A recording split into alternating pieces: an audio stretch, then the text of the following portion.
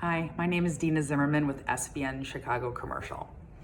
On July 9th, IREM Chicago will host its annual Mid-Year Market Review Luncheon, which brings together commercial real estate leaders to discuss the state of the metropolitan Chicago market. Given the COVID-19 pandemic, there is uncertainty in the months ahead. IREM Chicago has asked me to share some thoughts on what lies ahead for the retail market. And obviously, there's a huge concern that once these virus restrictions are lifted, customers and patrons will not quickly visit stores or restaurants. This is further compounded by the fact that we don't know yet when restrictions will be lifted. How should retailers prepare to operate once these restrictions are lifted? And what do they do in the meantime? What does this mean for landlords and for the landlord-tenant relationship moving forward? First, we need to work in what we know.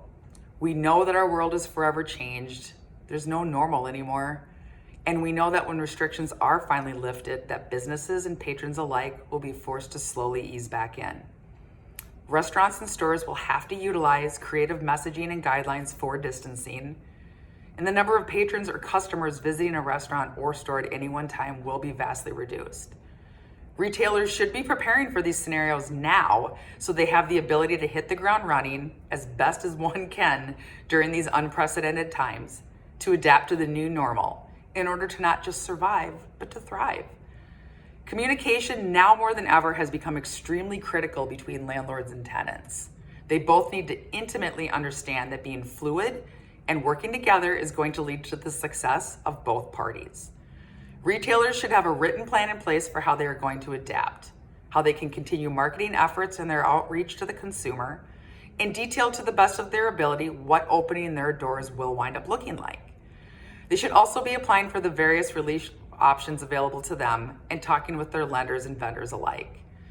In this plan, retailers should also have a detailed outline proposing any necessary rent holidays or allowances that they may need for the foreseeable future, and they must show in detail how they plan to make up for any such allowances.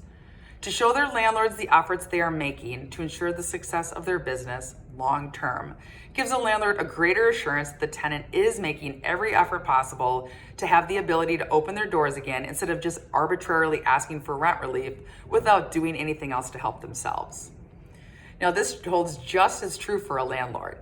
While they too are taking a huge hit right now with the concern that many of their tenants may never open their doors again, landlords must work with their tenants for the short term in order to see long-term success again for all parties. Examples of this would be extended rent holidays, allowances to help tenants pay their rent now, or even terminating a lease immediately and taking the space back.